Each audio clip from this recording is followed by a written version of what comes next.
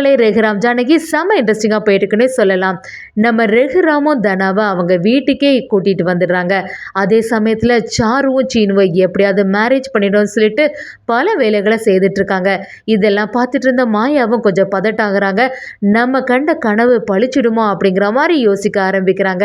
நம்ம தனாவும் மாயாவும் சேர்ந்த மாதிரி ஒரே வீட்டில் இருந்துட்டு சாரு பத்மா எல்லாரோட திட்டத்துக்கு ஆப்பு வைக்கிறாங்க. அக்கா தங்கச்சியாக சேர்ந்து பண்ணக்கூடிய வேலைகள்லாம் செமையாகவே இருந்துச்சுன்னே சொல்லலாம். வீடியோக்குள்ளே போகிறதுக்கு முன்னாடி யாரெல்லாம் நம்ம சேனலுக்கு சப்ஸ்கிரைப் பண்ணலையோ அவங்க சப்ஸ்கிரைப் பண்ணிடுங்க. அப்படியே பக்கத்தில் இருக்க பெல் ஐக்கானும் கிளிக் பண்ணிடுங்க.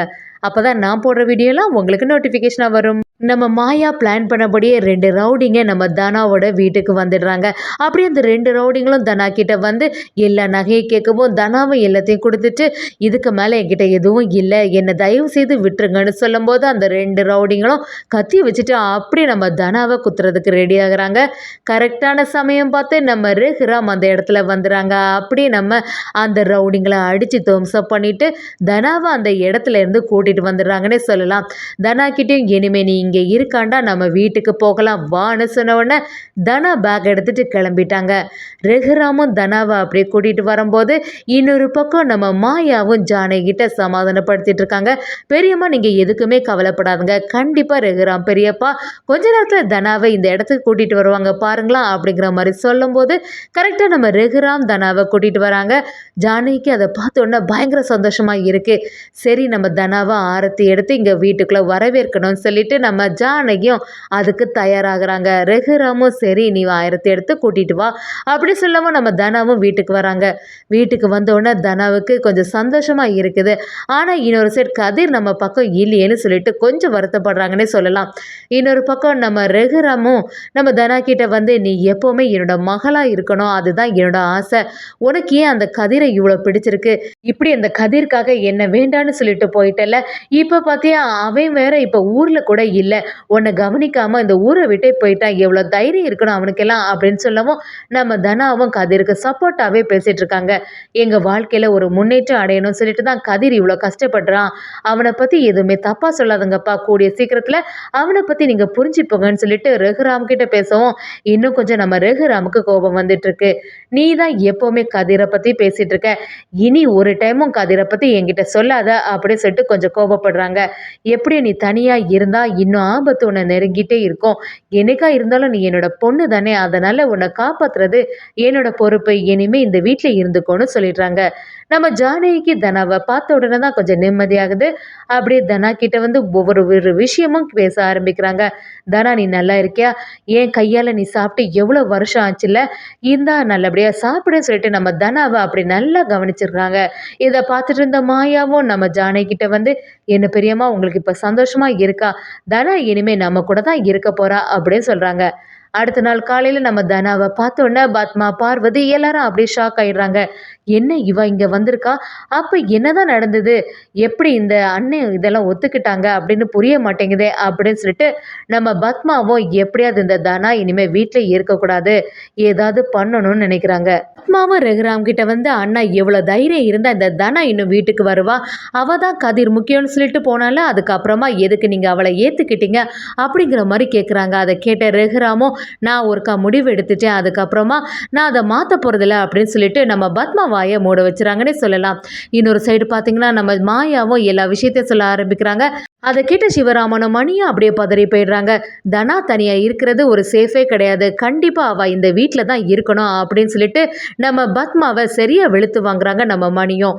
பத்மாவும் தனாவை நினச்சி ரொம்ப டென்ஷனாக இருக்கும்போது சாருவும் பத்மா கிட்ட வந்து வீட்டில் நடக்கிறது எதுவுமே சரியில்லை, எல்லா குழப்பத்திலையும் என்ன மறந்துடாதுங்க, எத்தனை வருஷமாக தான் நான் இந்த வீட்டிலேயே சீனுக்காக இருக்கிறதுக்கு, எப்படி இருந்தாலும் சீனு மாமாவுக்கும் எனக்கும் மேரேஜ் பண்ணி வைப்பீங்கன்னு நீங்கள் சபதம் பண்ணியிருக்கீங்கல்ல, அதை எப்போ தான் நிறைவேற்றுவீங்க அப்படிங்கிற மாதிரி நம்ம பத்மா கிட்ட கேட்க ஆரம்பிக்கிறாங்க. அதுக்கு பத்மாவும் கூடிய சீக்கிரம் எல்லாமே நல்லபடியாக நடக்கும், நீ எதுக்குமே கவலைப்படாத, என்னைக்கா இருந்தாலும் நீ தான் என்னோட மருமகான்னு சொல்லவும் நம்ம சாருவும் அவங்கள எதிர்த்து பேசிகிட்டு இருக்காங்க. இவங்களை நம்பி தானே எங்களோட அப்பாவும் எல்லா நகையும் உங்கள்கிட்ட கொடுத்து வச்சாங்க, இப்போ நடக்கிறத பார்த்தா எதுவுமே சரியில்லையே அப்படிங்கிற மாதிரி சொல்கிறாங்க. சரி அப்படின்னு சொல்லிட்டு நம்ம சாருக்கான கல்யாண வேலைகள் எல்லாமே பார்க்கலான்னு சொல்லி அதுக்கான ட்ரெஸ் எல்லாமே எடுத்து வைக்கிறாங்க. ட்ரெஸ் எடுக்கும்போது நம்ம சாருவுக்கு முகூர்த்த புடவை எடுத்தாச்சு. எல்லாருக்கும் ட்ரெஸ்ஸையும் பார்க்குறாங்க. அதில் நம்ம சீனுக்கும் ஒரு ட்ரெஸ் இருக்குது. அப்படியே சாருவும் சீனுக்கிட்ட வந்து, மாமா இந்த ட்ரெஸ்ஸை பார்த்தீங்களா, நல்லா இருக்கா அப்படின்னு கேட்கும்போது, அதுவும் பட்டு வேஷ்டி சட்டையாக இருக்குது. இதை பார்த்த உடனே சிவராமன் மணியும் அப்படியே கன்ஃபியூஷன் ஆகிடுறாங்க. மணி அவங்கள்ட்ட வந்து, என்ன இது சீனுக்கு எதுக்கு பட்டு வேஷ்டி சட்டை மாப்பிள்ளை மாதிரி எதுக்கு எடுத்திருக்கீங்க அப்படிங்கிற மாதிரி கேட்கவும், அதை கேட்ட உடனே பத்மாவும், ஏன் எடுக்கக்கூடாதா, என் பையன் அந்த கல்யாண முகூர்த்தத்தில் ஒரு பட்டு வேஷ்டி கூட கெட்டக்கூடாதா அப்படிங்கிற மாதிரி கேட்குறாங்க. இதை கேட்ட உடனே சீனுவும் எதுவும் சொன்ன மாதிரி இல்லை. இதெல்லாம் பார்த்துட்டு இருந்த மாயாவும் அப்படியே பதறி போயிடுறாங்க. என்னது இது, இங்கே நடக்கிறது எதுவுமே சரியில்லை. எதுக்கு சீனுக்கு இந்த மாதிரி ஒரு ட்ரெஸ் எடுத்து கொடுத்துருக்காங்கன்னு புரிய மாட்டேங்குது. பத்மா அத்தை என்னதான் மனசில் நினச்சிருக்காங்களோ, அதுவும் சீனுவும் எதுவும் சொல்ல மாட்டேங்கிறானே அப்படின்னு மாயா நினைக்கிறாங்க. இதெல்லாம் ஒரு சைட்லேருந்து பார்த்துட்டு இருந்த நம்ம தனாவும் மாயக்கிட்ட வந்து, இங்கே என்ன நடக்குது மாயா, இதெல்லாம் நீயும் பார்த்துட்டு இருக்க பாரு அப்படின்னு சொன்னோன்னா, மாயாவுக்கு அந்த கனவு தான் ஞாபகத்து வருது. எப்படி இருந்தாலும் ஏதாவது தப்பாக நடக்க போகுதோ அப்படிங்கிற மாதிரி நம்ம மாயா கொஞ்சம் பதட்டாகிறாங்க. அதை பார்த்துட்டு இருந்த நம்ம தனாவும் மாயா கிட்ட வந்து, நீ எதுக்குமே கவலைப்படாத மாயா, என்னைக்கா இருந்தாலும் சீனு என்ன நிலைமையிலே உன்னை கைவிட மாட்டான் அப்படிங்கிற மாதிரி நம்ம மாயா கிட்ட சொல்றாங்க. இருந்தாலும் மாயாவுக்கு கொஞ்சம் பதட்டமா இருக்கு. அப்படி இருந்துட்டு இருக்கும்போது நம்ம சீனு கிட்ட மாயா வந்து கேட்க ஆரம்பிக்கிறாங்க. என்ன சீனு, நீயும் எதுவுமே சொல்லாம இருந்துட்ட, அவங்க தான் இந்த மாதிரி ஒரு ட்ரெஸ் எடுத்து கொடுத்துருக்காங்கன்னா அதையும் வாங்கி வச்சிட்டு இருக்க அப்படிங்கிற மாதிரி கேட்கவும், சீனுவும் அந்த இடத்துல, ஆமா அதுக்கு என்ன செய்ய முடியும், அந்த இடத்துல நான் எதுவுமே பேச முடியாதுல்ல மாயா, சரி முகூர்த்தத்துக்கு சும்மா ஒரு பட்டு வேஷ்டி அந்த மாதிரி எடுத்து கொடுத்துருப்பாங்களா இருக்கும் அப்படின்னு சொல்லிட்டு அசால்ட்டாக பேசுகிறாங்க. இதை கேட்ட மாயாவும், சீனு எல்லா விஷயத்துலையும் கவனமாக இரு, அவங்க என்னெல்லாம் பிளான் போடுறாங்கன்னு நமக்கு தெரியாதுல்ல, கடைசி நேரத்தில் ஏதாவது பிளான் பண்ணி உன்னையும் என்னையும் பிரிச்சிட போகிறாங்க அப்படிங்கிற மாதிரி சொல்லவும், சீனுவும் நம்ம மாயா கிட்ட, என்ன நடந்தாலும் நான் உன் பக்கம்தான் இருப்பேன், அது உனக்கு தெரியாதா மாயா, என்னைக்கா இருந்தாலும் நீ தான் என்னோட ஒய்ஃப், என்ன பண்ணாலுமே நான் அவங்க பக்கம் சாய போகிறதில்ல அப்படிங்கிற மாதிரி நம்ம சீனு செமையா மாயா கிட்ட பேசிகிட்டு இருக்காங்க. சீனுவும் மாயாவும் ரொம்பவே பேசிகிட்டு இருக்கதை பார்த்துட்டு இருந்த சாரு பயங்கரமாக காண்டாகிறாங்க.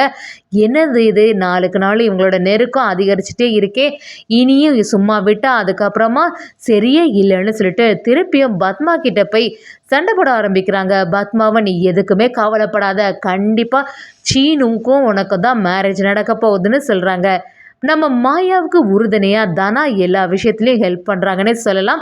தனாவும் மாயா கிட்ட வந்து, நீ எதுக்குமே கவலைப்படாத மாயா, கண்டிப்பாக சீனு எந்த பிரச்சனையும் பண்ண போகிறதில்ல, சாரு கழுத்தில் எப்படியும் நம்ம ஏற்கனவே அரேஞ்ச் பண்ண அந்த மாப்பிள்ளை தான் தாலி கெட்ட போகிறான் அப்படிங்கிற மாதிரி சொல்கிறாங்க. மாயாவுக்கும் அந்த கனவு தான் ஞாபகத்துக்கு வந்துட்டே இருக்குது. இன்னொரு பக்கம் பார்த்தீங்கன்னா ராமணி பாட்டி அந்த இடத்துல வந்து கேட்குறாங்க, எதுக்கு சீனுக்கு தேவையில்லாமல் இந்த பட்டு வேஷ்டி சட்டையெல்லாம் எடுத்திருக்கீங்க, தேவையில்லாத வேலையெல்லாம் செய்யாதுங்க, சீனு நார்மலாக இருந்தால் போதும் அப்படிங்கிற மாதிரி சொல்கிறாங்க. ஒரு வழியாக நம்ம மாயாவும் தனாவும் சேர்ந்த மாதிரி அந்த குடும்பத்தில் உள்ள பத்மா பார்வதியோட திட்டத்துக்கு எல்லாமே ஆப்பு வைக்கிறாங்கன்னே சொல்லலாம்.